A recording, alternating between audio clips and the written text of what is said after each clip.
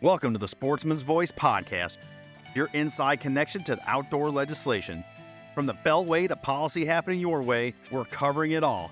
I'm your host, Fred Bird. Join us as we explore public land access, wildlife and fisheries management, Second Amendment rights, the triumphs that shape our nation, the sports we all love, and the stories that fuel our passion for the great outdoors. This is the Sportsman's Voice podcast. That's right, this is the Sportsman's Voice podcast. I am your host, Fred Bird. Thanks so much for tuning in. Before we get to this week's guest, let us check in on the stories happening across the nation with this week's TSV Roundup. All right, let's dive into that TSV Roundup. We got some great stuff for you this week. Everything from new caucus leader added in West Virginia. There's a war on raccoons. Indiana aims to hook newcomers with a free fall fishing day. And then Massachusetts seeks to double down on ammo taxes. So let's dive into that. Recently, Delegate Mark Dean was selected as a new co-chair for the West Virginia Legislative Sportsmen's Caucus. Delegate Dean takes over the leadership position on the caucus from Delegate Eric Householder, who remains a key member of the caucus. And the Congressional Sportsmen's Foundation appreciates Delegate Householder for his leadership over the years. Delegate Dean will co-chair the bipartisan, bicameral caucus alongside Senator Bill Hamilton. So welcome and thank you for your leadership, Delegate Mark Dean. War on raccoons. This should be this is interesting here. A lot of talk in our space, especially when it comes to nest predation on ground nesting birds. So recently, mesopredators like raccoons have gained significant attention due to their predatory effects on both wild game species and farm poultry. In response, state agencies like the Iowa Department of Natural Resources and the Missouri Department of Conservation have instituted regulatory changes designed to promote increased harvest of raccoons. Taking things even further, some state legislators have introduced, or in the case of Iowa, passed legislation designated to promote additional harvest. However, these efforts can carry unintended consequences that sportsmen and women must consider. The addition of these agency-led efforts, state legislators have entered into the fray as it relates to promoting raccoon harvest. For example, legislators in Iowa passed House File 317, which allows the landowner, or their agents to harvest, trap, and insure fur-bearing animals, including raccoons, on their property when it is for the purpose of protection person and private property. They also went a step further by allowing owners or tenants of agricultural property to capture, harvest, or temporarily possess fur-bearing animals without prior permission, so long as the owner, in good faith, deems the animal to be a nuisance. Continue with the legislation aimed at promoting raccoon harvest. Legislators in the Cornhusker State introduced Legislative Bill 400, or the Nebraska Pheasant Restoration Act. In response to declining pheasant populations, LB 400 sought to create a bounty program for pheasant nest predators. LB 400, which CSF and partners opposed, did not pass. The ground nesting predator issue is a hot button issue across much of the nation. Certainly passionate conservationists want to find an answer to, like we said, predation on those ground nesting birds, turkeys, grouse, pheasant, as we just said there, especially in the turkey world, right?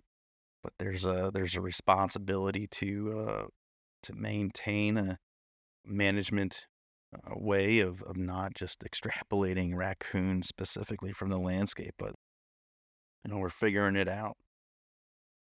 Let's go over to Indiana, see what's happening there with a free fishing day. Everyone likes free fishing. Free is good.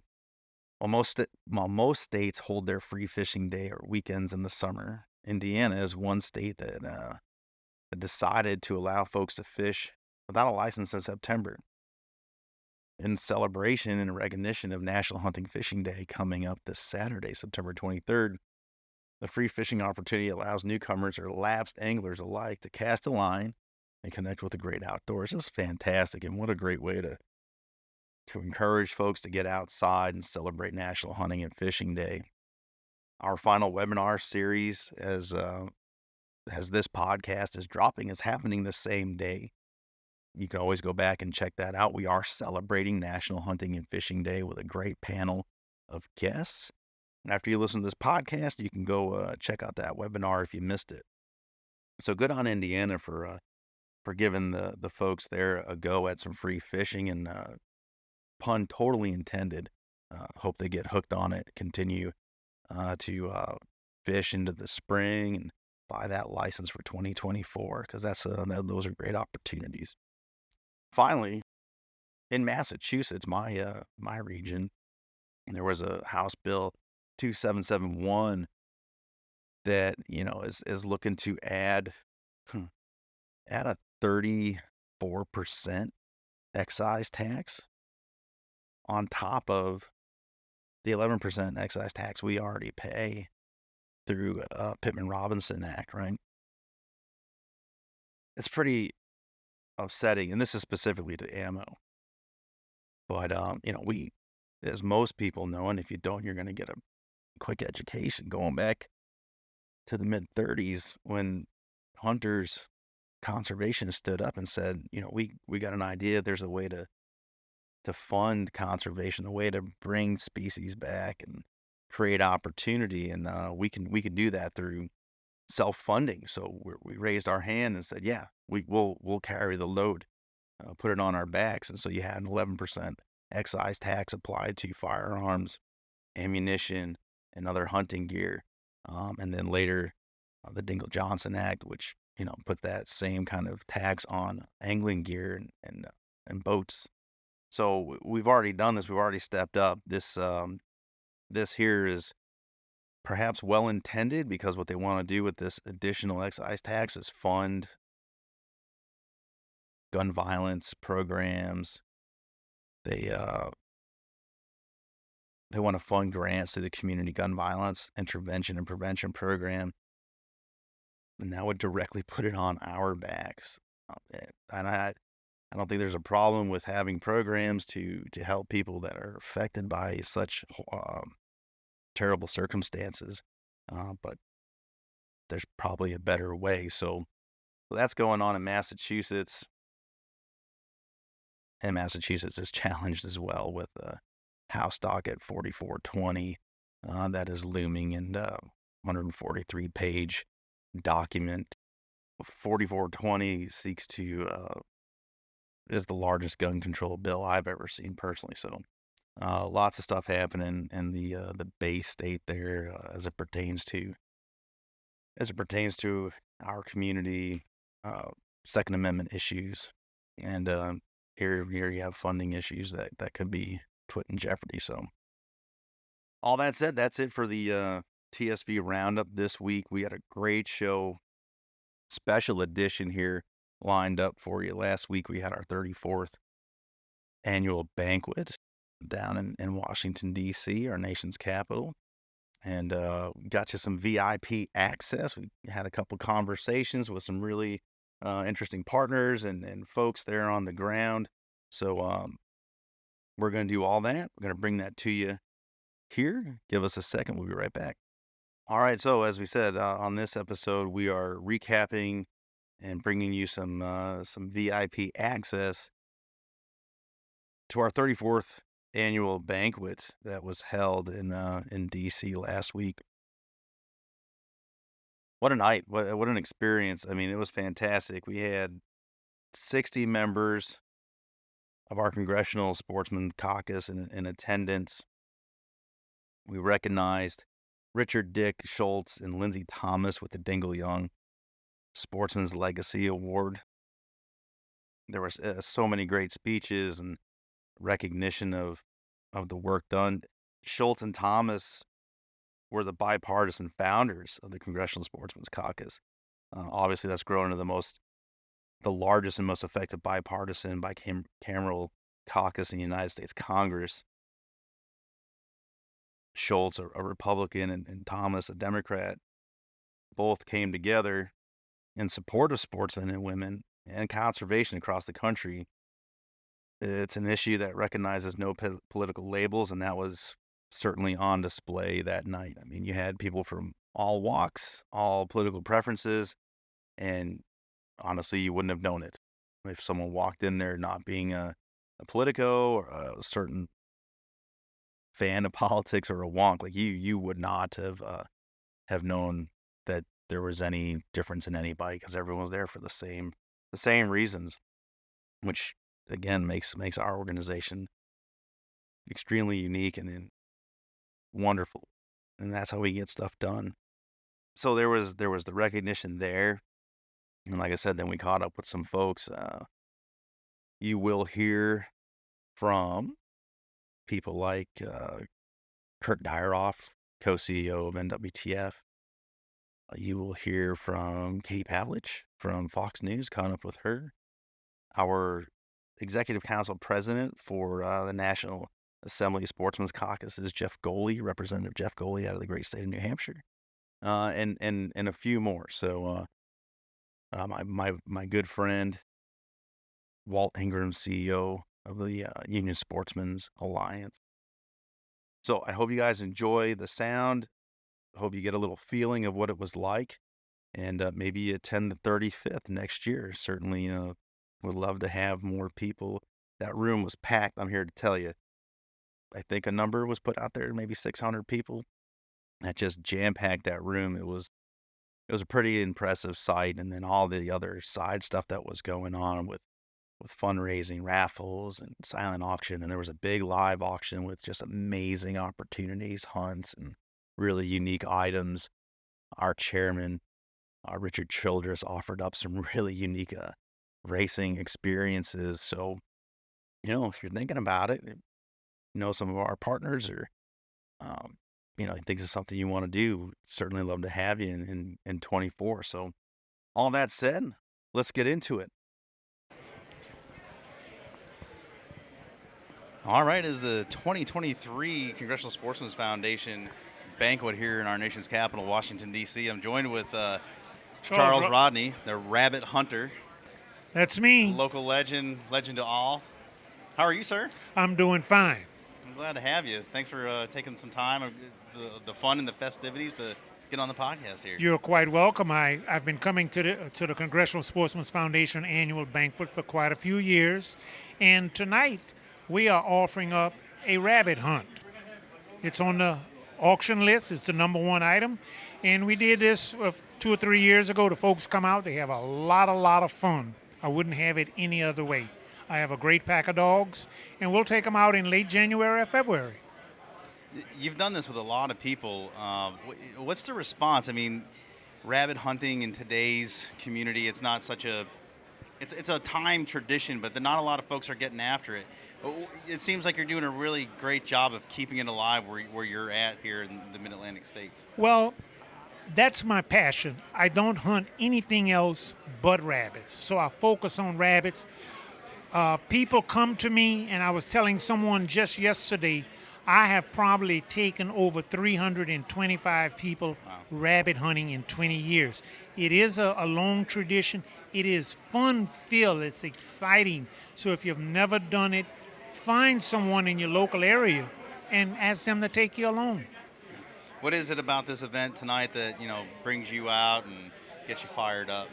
Well, I am not a business owner. I'm just a private citizen, a retired government employee. I've been hunting rabbits for 60-some years.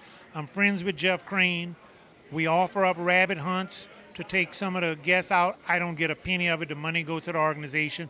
I enjoy it. A number of people here hunt with me on various occasions, and I enjoy meeting people. I enjoy sharing and giving something back. Well, that's phenomenal, and we appreciate the support, obviously. Out of those 300-plus hunters, how many of those were new hunters, and for the first time they rabbit hunted for their experience? I would say better than half were new rabbit hunters. Now, don't think that they're just young people. Yes, I take young people out rabbit hunting. I give everybody a safety talk, how to safe for us, safe for the dogs. But many of these people that go with me hunt a variety of other species, I would say all over the world. Yeah. But they love to come rabbit hunt. So what's their reaction to this with the new hunters, whatever their age is? They're doing it for the first time, and are they hooked right away, or they say, how can I come back with the rabbit hunter? I would say they are a hook. Yeah. They get hooked on the first hunt, whether we kill 6 rabbit or 15. They are hooked, and they want to do it again. And they say, "Hey, I didn't know this was so much fun. I want to come back." And even though they hunt other things, and some of them don't, but you get to shoot a lot of time. It's action packed. It's fast moving. The dogs are chasing rabbits. You listen to the dog bark and chase the rabbit. I call commands to the dogs. I tell the people how to be positioned, what to look for when the rabbit comes back, when to shoot, when not to shoot. So yes, so many of them are hooked the first time. Some of them have been going for every year, multiple times. Some of them maybe once or twice because of scheduling and other matters. Touch on a little bit about the dogs. So much controversy comes up, often unintended because of other policy as it concerns breeders and pet shops and things of that nature, kennels. And our community sometimes gets the negative ramifications of that policy. Beagle clubs, people like yourself that have many dogs for traditional hunts. Talk about how you keep your beagles, how you keep your dogs, and really just the great love and care that goes into these animals. Well, I buy my dogs at 1 or 2 years old. I buy them from bona fide breeders. I do not buy them from dog traders or pet shop. I buy them from guys who breed gun dogs, not field trial. These are gun dogs that are able to move with speed. Many of the field trial dogs might move a little bit slower. So I buy them from reputable people. I take very good care of them. I treat them well, and I keep them for a long time.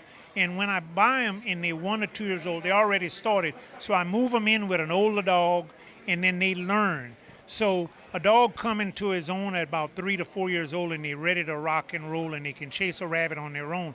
So I work with them. Matter of fact, on this Friday is going to be cool. I'm going to take them out running. Running to a dog, we're doing everything except we don't have a gun. It's like spring training for the baseball team or for a football team. They got to get in shape. You got to have them in shape and see what they can do and what they can't do and so forth. So I treat them well. It is fun. I don't have a problem with anybody telling me I shouldn't keep dogs because I take them well, I treat them well, and I have good neighbors, okay? Yeah. That's fantastic. Charles Rodney, thanks so much for giving us a couple minutes of your time and being here tonight. And I'm sure we're going to connect again real soon, and we'll do this in a longer format because I know you got quite the story to tell. Thank you very, very much for inviting me, and I look forward to coming back. Yes, sir. Okay, thank you. Take care. You bet. Go ahead and talk into it. Testing. Gotcha, loud and clear. All right. The party continues here in our nation's capital. I'm joined, friend, former colleague, co-CEO of the NWTF, Kurt Dyroff. Great to see you, sir. It's good to see you too, Fred. Yeah, how are things at NWTF? They're really awesome. Yeah. We just finished up our fiscal year, and this happens to be our 50th anniversary. Indeed. And we just noted actually so far here in the fiscal year that we've conserved and enhanced over 1 million acres That's at amazing. the National Wild Turkey Federation just this year alone. Wow. Yeah. So lots of good news coming out of NWTF here recently. Been seeing on the wires coming from you guys and the comms team. Just lots of great victories abound, especially out west. New grant money being put into the ground, mission delivery. Well, yeah, we are. We struck a deal with the U.S. Forest Service. It's called our National Master Stewardship Agreement. We signed that late last year, but that's an initial commitment of $50 million over the next 20 years to do work addressing the wildfire crisis strategy and addressing overall forest health across this country. And we've already allocated and put under agreement about $35 million so far. Wow. So Phenomenal. that's in 9 months' time. So It's really great. We're rocking and rolling. Yeah, you sure are. Congress coming back into session across all of our states. Any issues that you guys have your eye on that you'd like to see get over the finish line that you might have a concerned eye about? Well, there's a couple. This week we talked a little bit about Recovering America's Wildlife Act. Mm-hmm. That'd be a great one if we could push that across the finish line. On, there's proposed bills or a proposed bill coming out of the House, and one that's already been introduced from the Senate, and we'll see if we can get that one to the finish line. That would result in somewhere, significant funding for the state agencies to address species of concern through their state wildlife action plan. So we're really excited about that. And then, of course, the Farm Bill is another big one that we met on this week. Coming up quick. It is. We'll see what occurs there, but both the conservation and forestry titles of the Farm Bill are critically important to our conservation community. With all the important programs that are part of that. So we've been talking on the Hill all this week, as have several of our friends, Congressional Sportsmen's Foundation as well, just talking about the priorities there and making sure that, hunting and fishing, conservation, our wildlife are, appropriately taken care of. Yeah, indeed. And it's a powerful voice to be able to have everyone come together and meet in that way and really just codify this community that we have of sportsmen and women and giving them a voice and pushing stuff across the line and representing us well. So thanks for your partnership and thanks for your efforts. Absolutely. I was traveling this week down here in D.C. and I happened to put on a T-shirt as I went to the gym in the hotel there, and I was looking at it in reflection. It was a CSF shirt, and it said, I fish, I hunt, I vote. There it is. That's exactly and right. I fish and I hunt. I kind of do that for me, but I vote because I'm caring about future generations. Yeah, for sure. And being part of the Congressional Sportsman Foundation is truly an honor for the National Wild Turkey Federation. Yeah, we're proud to have you, for sure. Yeah. I know when I came on board here and saw that turkey logo, I said, yeah, we're in the right place. Absolutely. Happy to do it. Any plans for the fall? Anything exciting coming up? Well, I kind of struck out on the tag drawing deal, but and I'm missing my archery elk season right now, back in my home state of Idaho. But I'm hoping to get out here in October, awesome. Do a little elk hunting, and of course fill in the freezer with either mule deer or whitetail, and fantastic. Maybe even some fall turkey as well. Yeah, cool. Kurt Dyroff, co-CEO of the NWTF. Thanks so much for joining us. Enjoy the night. Enjoyed it. Is there a speaker? I feel like I hear it. It's coming out of my headset here, yeah. Nathan Robinson from our partners at Winchester joins us here at the 2023 CSF Banquet. Good to see you again, sir. Hey, good to see you too. It's fun how you can run into so many people at an event like this that you see around at industry events throughout the year, and they all kind of group together around a great cause. Yeah, for sure. You and I shared a stage a couple years ago at a Veterans Breakfast when I was still with NWTF, and we got to honor some folks, and like I said, share that stage. It was great. I'm so glad to see you here. It's fantastic. Yeah, I mean, NWTF and the Veterans Breakfast is something that's really important to Winchester to show our support, and similarly CSF and their goals with the political scene are something that we want to be behind and supporting to make sure we're protecting Americans' rights to hunt and fish and enjoy outdoor recreation. 100%. With everything coming back into session across the country here on Capitol Hill, anything you're excited about policy-wise that we're looking to get done, or anything you guys have your eyes on? There's not anything in particular that we're really pushing for. This is kind of a year where we just want to continue to show our support and hope that we don't have erosion of our rights. And, that's something you constantly need to be vigilant about, because there's people who don't care about our access to recreational shooting, and that's obviously something that affects a lot of Americans' lives in a very positive way, and Winchester wants to be there to help protect that and encourage it, and we're doing that through a lot of venues, both politically through CSF, but then also with a lot of local organizations to increase participation in youth shooting sports, and through support of groups like the ATA and the National Sporting Clay Association. So we take it seriously, because we all were recipients of that at one point, and we're participants still to this day, and we want to make sure the next generation gets to enjoy it too. Yeah, well, the funding mechanism that we enjoy across this country comes by way of, recreational shooters, sportsmen alike, and mostly our rec shooters right now. It's so important to give them a voice, right, and be able to get out there and enjoy the passions that they have. Yeah. We've got a great system here in the States, and we need to continue to be vigilant and fight for the access that we have, and CSF does a wonderful job of supporting that and being here in D.C. with their ear to the ground to find out what's happening and be able to represent us well. For sure. Selfishly, can I ask, how's the turkey load situation looking for spring 2024, and can we enjoy some XR number 5s? Yeah, absolutely. access to shot shells is going to be better this Good. coming spring. Oh, We have fantastic. seen a change in demand, and we've gotten caught up on a lot of products. So Great. there's a lot of people at NWTF convention that were bothering me the last 2 years Yeah. because they couldn't find a particular shot size or Right. a particular load, and those will be much easier to find this year. So That's it'll be a good time for people. Go ahead and stock up just in case in the future we have to limit what SKUs are available. But yeah, it's going to be a great year for turkey hunting. Yeah, I did a month ago. My local Bass Pro Shops in New Hampshire had a pile of the 50th anniversary logoed boxes, so I grabbed a couple handfuls for sure and, get ahead of the game, no doubt. That's right. So, well, look, I appreciate you taking the time. It's a great evening, good party. Nathan Robinson with Winchester, thanks so much for taking a couple minutes and joining us. Absolutely. All right, Thank you. sir. Have a good one.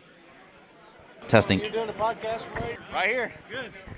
The podcast tour continues at the 2023 CSF Banquet. I am joined by longtime friend and CEO of the Union Sportsman Alliance, Walt Ingram. Walt, great to have you. Good to see you, sir. Good to see you. It made my day when I saw your Yeah. Facebook post this morning. Yeah. I knew you were going to be in town. Yes, sir. I told Mary Lou, I said, I'm sure we're going to run into Fred tonight. I Yeah. can't wait to. Last time I saw you was at a hockey game in Florida. That's right. Can you Yeah. believe that? Pre-COVID. We went and saw my Bruins play the Tampa Bay Lightning, Yeah. and I think they got handled. But all those things aside, how are things at Union Sportsman? What's going on in the world of our labor friends? Boy, a lot. We're doing conservation projects and community service work all across the country. Our conservation dinner program's doing strong. We'll have Fantastic. 43 or 4 dinners next year, I believe. Yeah, We've got a bunch up by my way now. Oh, yeah. We're expanding in the Northeast. But our staff are doing really well. Our volunteers are doing great work. Yeah. We're just in the process of wrapping up 2 archery ranges in St. Louis. Awesome. One on Quiver River and then another out on the suburbs. But building archery ranges, providing access and opportunity for kids. Yeah, that's just great. had our largest Get Youth Outdoors Day in Clear Lake, Minnesota. I saw that. And, That was fantastic. Things are going well. The organization's doing well. We're doing well. We miss you, though. Yeah, well, you know what I always said when, being there and then after, the COVID thing and everything, I always admired, the work that you guys do. And when I was there, we did, because they have the skilled labor, the true professionals, be able to come out and execute on the ground delivery of a mission and build these beautiful facilities, whether it's a shoot house or a pier for kids to go fishing. God bless our volunteers with some of the other nonprofits, and they do a good job, and some of them know what they're doing, and others are happy to dig rocks out of the ground. But the people you work with, the AFL labor trade unions, these guys and gals know exactly what they're doing, and they come out and perform, and it's They're fantastic. the most skilled men and women in the world at Yeah. what they do. Yeah. And they're passionate about the outdoors. Yeah. There are over 7 million members in the trades. That's right. 74% of them shoot, hunt, fish, and Yeah. recreate in the outdoors. That's a lot of people. Now, there are people. They're There are passionate community. about their union. They're passionate about their work, and they really love doing good things in the Yeah. community. Our organization connects a union leader with the member, and then gets the union local engaged with the community, all through conservation. Yeah, that's and, awesome. It's really cool to see the amount of work, the millions of dollars in work, and man hour, Yeah. hundreds of thousands of man hours, tens of thousands of man hours, Yeah. all across this country, all for free. Yeah, all from their hearts. That's awesome. Well, look, it's a busy night. I know you got to get going inside, but thanks for taking the time, coming on the podcast my here. It's pleasure. always great to see you. Best of luck to you and your family, and Yeah, keep up thank the good you. work. I'm glad to see you here with the CSF, Yeah, and you'll do great things here like you have everywhere you've done. I appreciate it. Walt Ingram from Union Sportsman Alliance. Thanks so much, sir. My pleasure, Fred. Yeah, thanks. Go ahead and talk into yours. Check, 1, You're 2. good. All right, we are here. The party continues at the 2023 CSF Banquet. We're in the ballroom now. I'm joined by Katie Pavlich from Fox News Town Hall Media. Thanks for joining us. Thanks for having me. This is awesome. One Yeah. of the best events of the year in this town. Yeah, it's fantastic. We're glad to have you here. I'm appreciative of your time. I watch your hunting stories, your outdoor pursuits. I think last year you were up in New Hampshire, where I'm from, at doing a pheasant shoot there. So Yep. you represent us well, and I like it when you're on TV and you get to represent our community, the sporting community, and it's great to have you here and just a good ambassador for all of us. Thank you. I do my best. Like I think most people in this room, I wish I got to get outside a lot more than I actually do, but I take advantage of every opportunity I can, and I think that, there's a lot of people that you meet who are not introduced to the outdoor community. They don't know who we are, what we stand for. And it's really important to talk to those people and just about our values and what it means to be a conservationist and to really do as much as you can as an individual to continue that. And I'm so grateful that I grew up in a family where I was outside and my parents took us camping every summer and went hunting with my dad. And it's just made me so grateful for everything else in my life. And so I'm happy to be here tonight in a room full of really amazing, important people who are doing incredible things for conservation all around the country, not just in Washington, D.C. And it's just great to be here to see old friends, new ones, and I think what's poignant about it, especially someone that's in national media, is the bipartisan atmosphere that's here. Yeah. There's ours, there's these, there's in-betweens, but that doesn't matter because we all have a common goal here in this room, and I think in large part our community sees that as well. If put that aside, with that common goal, we get a lot of stuff done. Yeah, I think if you can really have an actual common goal, sometimes things get bogged down in narrative and that kind of thing. But the great outdoors is something we all respect and we all want to protect and continue to enjoy for generations to come. And, listening to some of the speakers, some of the governors who are here, senators, outdoorsmen, heads of companies, people who are in charge of big conservation organizations. The goal is not just for tomorrow, but for decades to come. And that is really the whole point of tonight. Yeah, for sure. Katie Pavlich, thanks so much. We got the warning there. We got to take our seats. Thanks for your time. I appreciate it. Thank you so Pleasure. much. Thank you. Okay, folks, coming to you from a very seedy part of, no, I'm kidding. We're in the kitchen getting some quiet time. I'm joined now by National Assembly of Sportsmen's Caucuses Executive Council President from the great Live Free or Die state, my home state, Representative Jeff Goley. How are you, sir? I'm having a great time here. Yeah, it's a great atmosphere. Everyone seems to be enjoying themselves. We've had some fantastic speeches, some honors tonight, and it's just it's the common theme, right? It's just so exciting to have this particular body of people, so like 600 plus in the room, and we all have a common goal. We all have a common focus. And it's amazing because you listen to the speeches and you hear time and time again about bipartisanship and working across the aisle on this important issue of protecting sportsmen and women's rights here and across the country. For our National Sportsmen's Caucus, what has that been like for you, the experience of being the president of that organization and working with legislators from all over the country? We can be down here on Capitol Hill and see some of the big initiatives, but a lot of the work happens in our own backyards and affects our community. It does, and you hear it across the country. I've been coming to NASC annual events for 12, 13 years now, and, as you come to these events, you hear across the country different attacks on different issues that affect sportsmen and women. Yeah. And I think we come together as a common goal amongst all states, protecting those rights, whether you're a Democrat or a Republican, independent, no matter who you are. We all have this at our hearts. We've been brought up in the tradition of the sportsmen's hunting, fishing, trapping, shooting sports. So it's an important event. And to be here as president, where we finally have all 50 states that have caucuses, it's an honor. Yeah, it's pretty awesome. It is an honor. Yeah. Anything coming up in New Hampshire that you have your eye on? I know I was tipped off the other day about some stuff coming out about coyotes and I think the wish to reform our Fish and Game Commission as it stands. So we certainly have our eye on those items. But anything you're excited about bringing to the table? Like you said, there's once again, they're trying to reduce the number of days you can hunt coyotes in New Hampshire. Unfortunate, I think you see it across the country, predation in urban areas. Coyotes are prevalent. They're the top of the food chain, and the only stop they have is sportsmen and women to cull them. And I think, that's going to be a big fight. We've had that fight before, and we'll take it as it comes and defeat it just like we do. It's always yield to the wildlife managers. They're professionals. They get hired.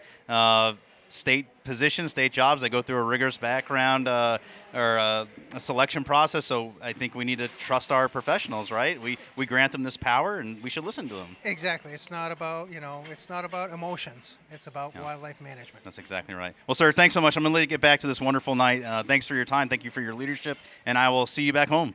Thank you. Looking forward to seeing you back home. All right, sir. Thank All you. right, take care.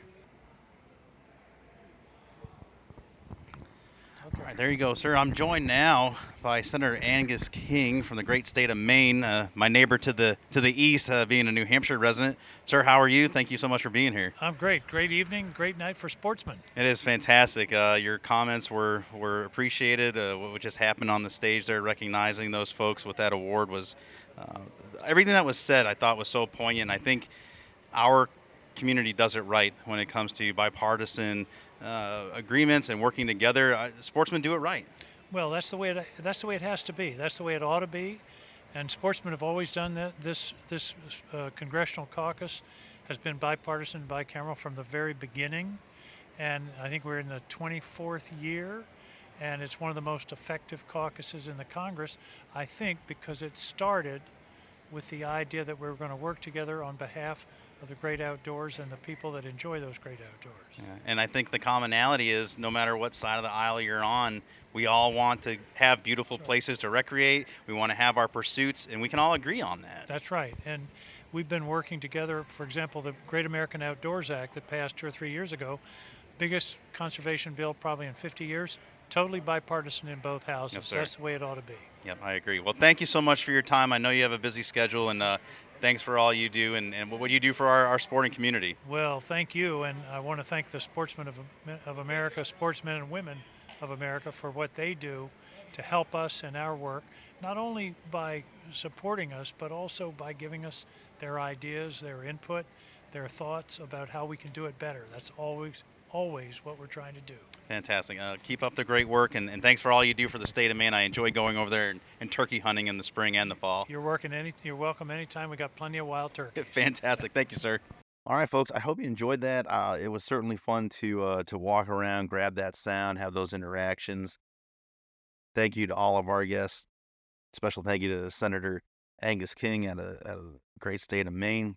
Appreciated his time and his thoughts. So thank you to everybody. Thanks to all the people that showed up and supported.